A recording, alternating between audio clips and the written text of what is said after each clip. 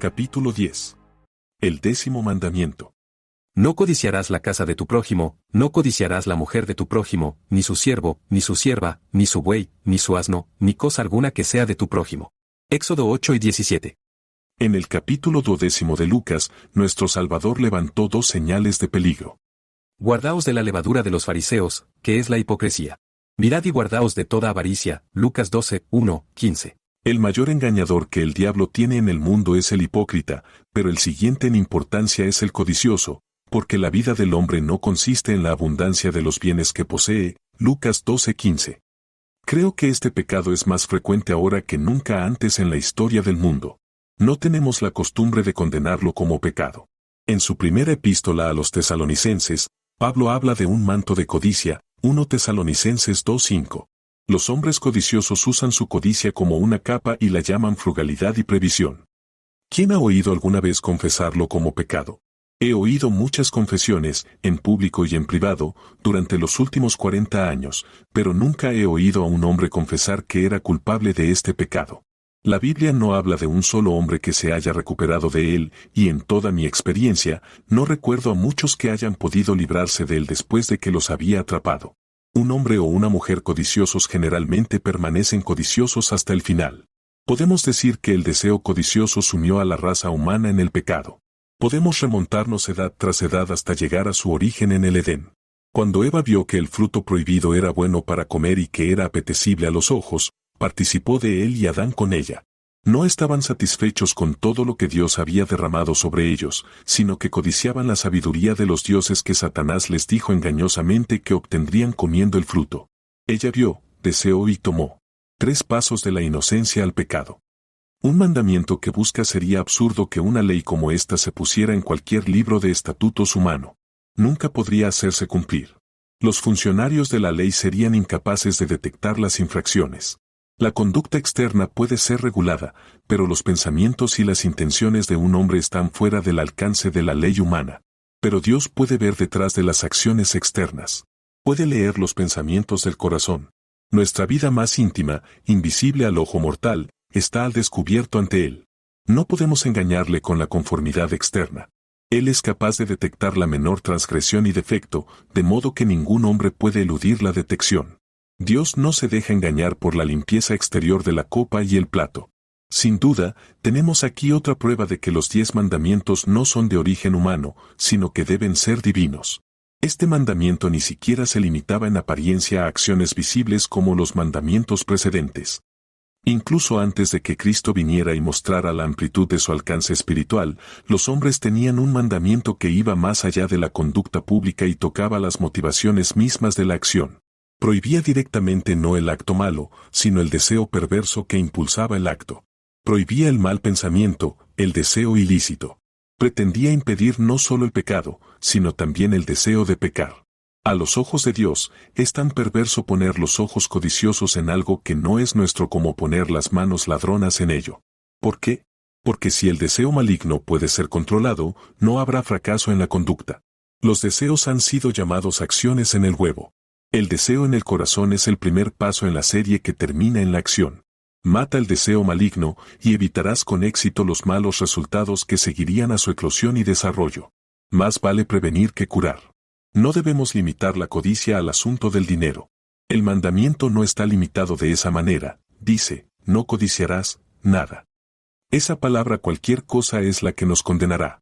Aunque no participemos en la carrera por la riqueza, no sentimos a veces un hambriento anhelo por las buenas tierras de nuestros vecinos, las casas finas, las ropas hermosas, la reputación brillante, los logros personales, las circunstancias fáciles y los ambientes confortables. ¿No hemos tenido el deseo de aumentar nuestras posesiones o cambiar nuestro nivel de vida de acuerdo con lo que vemos en los demás? Si es así, somos culpables de haber quebrantado esta ley. Los pensamientos de Dios acerca de la codicia. Examinemos algunos de los pasajes bíblicos que se centran en este pecado y veamos cuáles son los pensamientos de Dios al respecto. ¿No sabéis que los injustos no heredarán el reino de Dios? No erréis, ni los fornicarios, ni los idólatras, ni los adúlteros, ni los afeminados, ni los homosexuales, ni los ladrones, ni los avaros, ni los borrachos, ni los maldicientes, ni los estafadores heredarán el reino de Dios. 1 Corintios 6, 9 y 10. Nótese que los codiciosos son nombrados entre los ladrones y los borrachos. Encerramos a los ladrones y no tenemos piedad de ellos. Aborrecemos a los borrachos y los consideramos grandes pecadores contra la ley de Dios, así como contra la ley del país.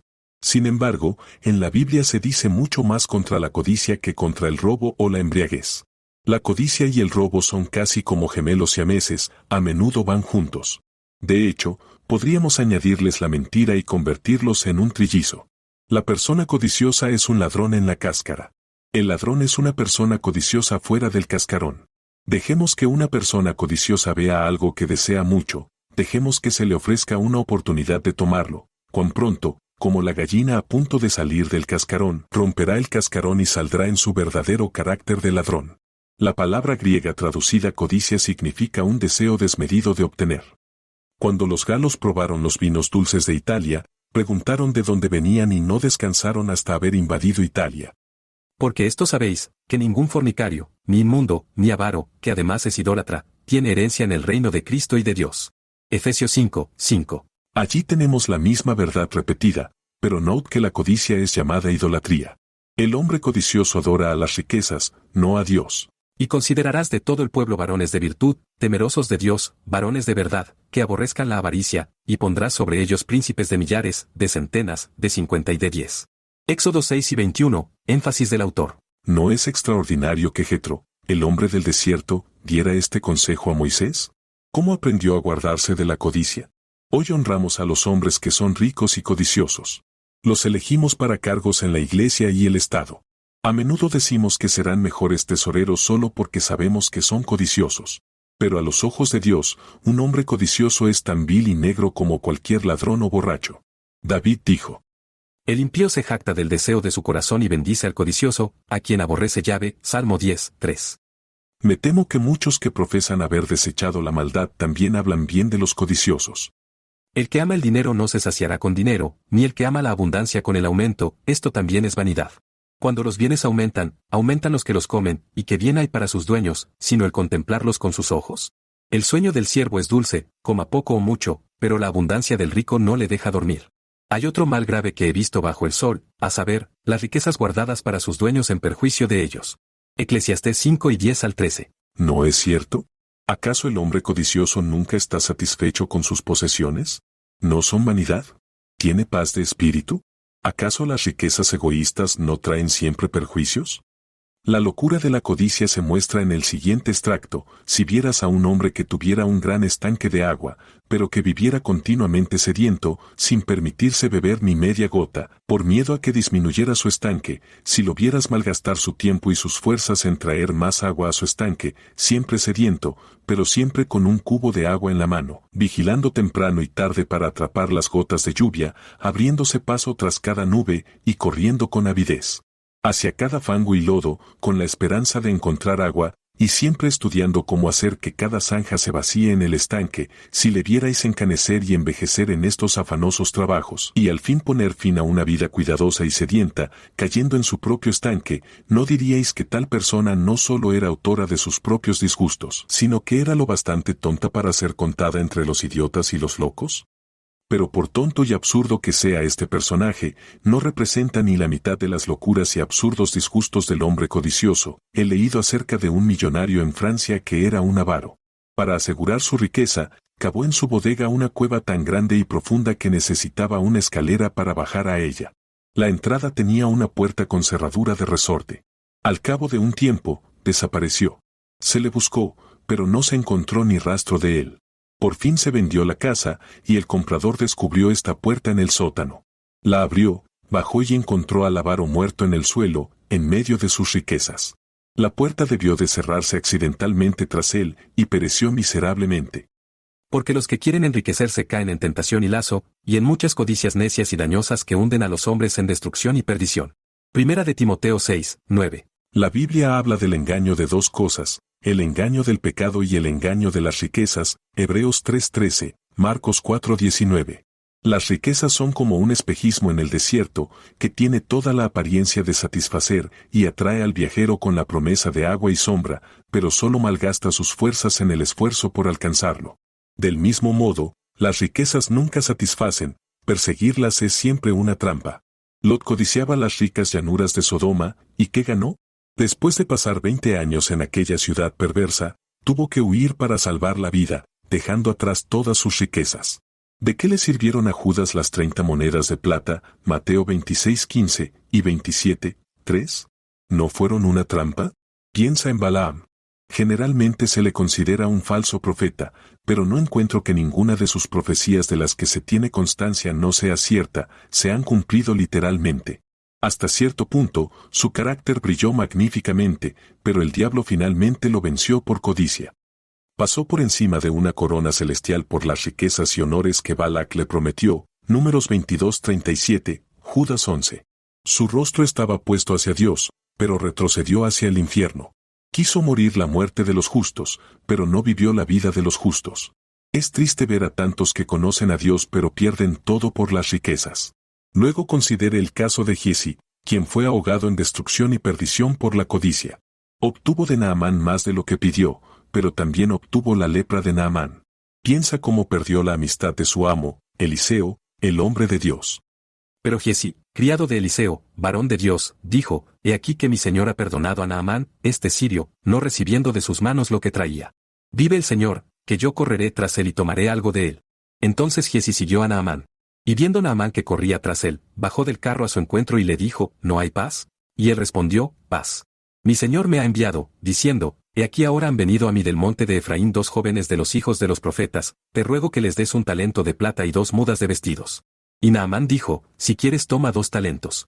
Y él le apremió, y ató 2 talentos de plata en 2 bolsas con 2 mudas de vestidos, y los puso sobre 2 de sus siervos, los cuales los llevaron delante de él. Y cuando llegó a un lugar secreto, se los quitó de la mano y los entregó en la casa, y soltó a los hombres, y se fueron.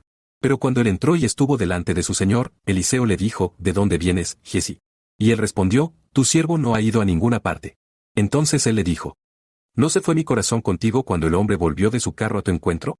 ¿Es tiempo de recibir dinero y de recibir vestidos y olivares y viñas y ovejas y bueyes y esclavos y esclavas? Por tanto, la lepra de Naamán se te pegará a ti y a tu descendencia para siempre. Y salió de su presencia leproso blanco como la nieve. Segunda de Reyes 5 y 20 al 27. Así que hoy, amigos de toda la vida son separados por este deseo maldito. Los hombres están dispuestos a vender su paz y felicidad por unos pocos dólares. ¿Acaso no cayó David en deseos necios e hirientes? Vio a Betsabé, la mujer de Urías, y era muy hermosa a la vista, y David se convirtió en asesino y adúltero, segunda de Samuel 11. El anhelo culpable lo arrojó al pozo más profundo del pecado. Tuvo que cosechar amargamente lo que había sembrado. Oí de un alemán rico en el oeste que era dueño de un aserradero. Valía casi $2 millones, pero su codicia era tan grande que una vez trabajó como un obrero común cargando durmientes de ferrocarril todo el día. Fue la causa de su muerte. Y Acán respondió a Josué y dijo, en verdad he pecado contra el Señor Dios de Israel, y así he hecho. Cuando vi entre el botín un buen vestido babilónico y 200 siclos de plata y una cuña de oro de 50 siclos de peso, entonces los codicié y los tomé, y aquí que están escondidos en la tierra en medio de mi tienda, y la plata debajo de ella. Josué 7 y 20 al 21. Vio, codició, tomó y escondió. El ojo codicioso fue lo que llevó a Acán a cometer el acto malvado que trajo tristeza y derrota al campamento de Israel. Conocemos el terrible castigo que le fue impuesto a Acán. Lo apedrearon y lo quemaron a él, a su familia y a su ganado, Josué 7, 24 y 25. Dios parece haber puesto señales de peligro en el umbral de cada nueva era. Es notable lo pronto que se produjeron los primeros brotes de codicia. Pensemos en Eva en el Edén o en Acán justo después de que Israel entrara en la tierra prometida y en Ananías y Zafira en la iglesia cristiana primitiva. Porque raíz de todos los males es el amor al dinero, el cual codiciando algunos, se extraviaron de la fe, y fueron traspasados de muchos dolores. Primera de Timoteo 6 y 10. La versión revisada lo traduce, raíz de todos los males. Por lo tanto, este 10º mandamiento ha sido acertadamente llamado un extractor de raíces, porque arrancaría y destruiría esta raíz. En lo más profundo de nuestra naturaleza corrupta se ha extendido la codicia. Nadie más que Dios puede librarnos de ella. Mateo nos dice que el engaño de las riquezas ahoga la palabra de Dios, como el río Meseseti ahoga su desembocadura por la cantidad de tierra que arrastra y deposita en su final. ¿No es eso cierto en el caso de muchos hombres de negocios de hoy? Están tan absortos en sus asuntos que no tienen tiempo para la religión. Pierden de vista su alma y su bienestar eterno en su deseo de amasar riquezas. Ni siquiera dudan en vender su alma al diablo. ¿Cuántos hombres han dicho, tenemos que hacer dinero, y si la ley de Dios se interpone en el camino, la hacemos a un lado? La palabra lucro aparece 5 veces en el Nuevo Testamento de la Reina Valera, y cada vez se le llama lucro inmundo, raíz de toda clase de males. Sí, ¿por qué de que no serán culpables los hombres cuando les mueve el deseo de ser ricos? La codicia de oro lleva a los hombres a cometer violencia y asesinatos, a engañar y robar. Convierte el corazón en piedra, desprovisto de todo afecto natural, cruel y despiadado. ¿Cuántas familias naufragan por los deseos del padre? La lucha por una parte de la riqueza las hace pedazos. La salud corporal no se tiene en cuenta. La fiebre incontrolable por el oro hace que los hombres abandonen trabajos seguros y emprendan viajes peligrosos. Ningún peligro puede hacerlos retroceder. Destruye la fe y la espiritualidad, alejando de Dios la mente y el corazón de los hombres. Altera la paz de la comunidad fomentando actos ilícitos. En más de una ocasión, la codicia ha llevado a una nación a la guerra contra otra para ganar territorio u otros recursos materiales. Se dice que cuando los españoles vinieron a conquistar el Perú, enviaron un mensaje al rey, diciendo, danos oro, porque los españoles tenemos una enfermedad que solo puede curarse con oro. El Dr. Boarman ha demostrado cómo la codicia conduce a la transgresión de cada uno de los mandamientos, y no puedo hacer nada mejor que citar sus palabras. La codicia nos tienta a la violación del primer mandamiento, o politeísmo, adorando a Mahón además de a Jehová. Codiciar nos tienta a violar el segundo mandamiento, o idolatría.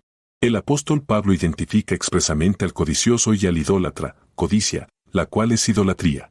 Otra vez, la codicia nos tienta a violar el tercer mandamiento, o falsedad sacrílega. Por ejemplo, Giezi, mintiendo en el asunto de su entrevista con Naamán el sirio, y Ananías y Zafira, perjurando en el asunto de la comunidad de bienes. De nuevo, la codicia nos tienta a violar el cuarto mandamiento, o a quebrantar el sábado. Es la codicia la que invade el día de sagrado descanso señalado por Dios, tentándonos a hacer funcionar trenes con fines meramente profanos, a vender tabaco y licores, a pregonar periódicos. Otra vez, la codicia nos tienta a violar el quinto mandamiento, o a faltar al respeto a la autoridad, tentando al joven a burlarse de los primeros consejos de sus padres, al ciudadano a pisotear los decretos cívicos. Otra vez, la codicia nos tienta a violar el sexto mandamiento, o al asesinato. Recordemos cómo el amor de Judas por el dinero lo llevó a traicionar sacrílegamente a su divino amigo en manos de sus asesinos, siendo su señuelo la mísera suma de, digamos, $15. Otra vez, la codicia nos tienta a violar el séptimo mandamiento, o adulterio. Observa cómo la Escritura combina codicia y lujuria.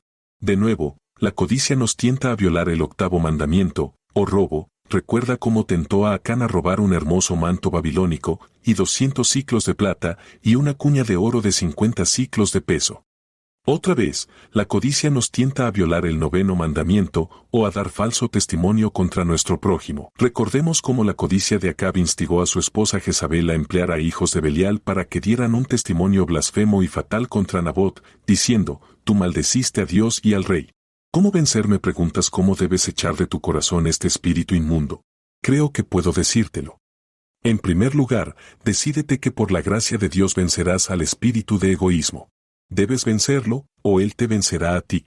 Pablo dijo: Mortificad, pues, vuestros miembros que están sobre la tierra, fornicación, inmundicia, afectos desordenados, malos deseos y avaricia, que es idolatría. Por estas cosas viene la ira de Dios sobre los hijos de desobediencia. Colosenses 3, 5 y 6. Oí hablar de un hombre rico al que se le pidió que contribuyera a un proyecto benéfico. Le citaron el texto. El que da a los pobres presta llave, y él le dará su recompensa. Proverbios 19:17. Dijo que la seguridad podía ser buena, pero el crédito era por demasiado tiempo. Murió a las 2 semanas. La ira de Dios se abatió sobre él como nunca esperó. Si te encuentras a ti mismo volviéndote avaro, da abundantemente como un granjero rico en el estado de Nueva York del que oí hablar. Era un avaro notable, pero se convirtió. Poco después, un pobre hombre que se había quemado y no tenía provisiones acudió a él en busca de ayuda. El granjero pensó que sería liberal y le daría al hombre un jamón de su ahumadero. Cuando iba a buscarlo, el tentador le susurró: dale el más pequeño que tengas. El hombre se debatió entre darle un jamón grande o pequeño, pero finalmente cogió el más grande que encontró. Eres un tonto, le dijo el diablo. Si no te quedas quieto, replicó el granjero, le daré todos los jamones que tengo en el ahumadero. Durant me contó que una mañana se despertó y descubrió que era un hombre rico, y dijo que entonces tuvo lugar la mayor lucha de su vida para decidir si dejaría que el dinero fuera su amo o él sería el amo de su dinero, si sería su esclavo o lo convertiría en su esclavo. Al final, obtuvo la victoria, y así fue como se construyó el Wellesley College. A continuación, hay que cultivar el espíritu de satisfacción. Sean vuestras costumbres sin avaricia, y contentaos con lo que tenéis, porque él ha dicho, nunca te dejaré, ni te desampararé. Para que podamos decir con valentía, el Señor es mi ayudador, y no temeré lo que me pueda hacer el hombre. Hebreos 13, 5 y 6. El contentamiento es lo opuesto a la codicia, que es desear continuamente algo que no se posee. Contentaos con lo que tenéis, sin preocuparos por el futuro, porque Dios ha prometido no dejaros ni desampararos jamás. ¿Qué desea más el Hijo de Dios que esto? Preferiría tener esa promesa que todo el oro de la tierra. Ojalá todos pudiéramos decir con Pablo: No he codiciado la plata, ni el oro, ni el vestido de nadie. Hechos 20:33. El Señor lo había hecho partícipe de su gracia, y pronto sería partícipe de su gloria, y las cosas terrenales parecían muy pequeñas. La piedad con contentamiento es gran ganancia, escribió a Timoteo. Sustento y abrigo, contentémonos con esto. Primera de Timoteo 6, 6, 8. Obsérvese que pone la piedad en primer lugar. Ninguna ganancia mundana puede satisfacer el corazón humano. Si pudiéramos ganar el mundo entero, aún quedaría espacio en el corazón. Que Dios arranque las escamas de nuestros ojos si estamos cegados por este pecado. Oh, qué locura, que pongamos los afectos de nuestro corazón en cualquier cosa de abajo. Porque nada trajimos a este mundo, y es cierto que nada podemos sacar de él. Primera de Timoteo 6, 7. No temas cuando alguien se enriquezca, cuando aumente la gloria de su casa, porque en su muerte no se llevará nada, ni descenderá tras él su gloria. Salmo 49, 16 y 17. Hemos considerado ahora los 10 mandamientos, y la pregunta para cada uno de nosotros es, ¿los estamos guardando? Si Dios nos pesara por ellos, ¿nos encontraría faltos o no faltos? ¿Cumplimos la ley, toda la ley? ¿Obedecemos a Dios de todo corazón? ¿Le rendimos una obediencia plena y voluntaria?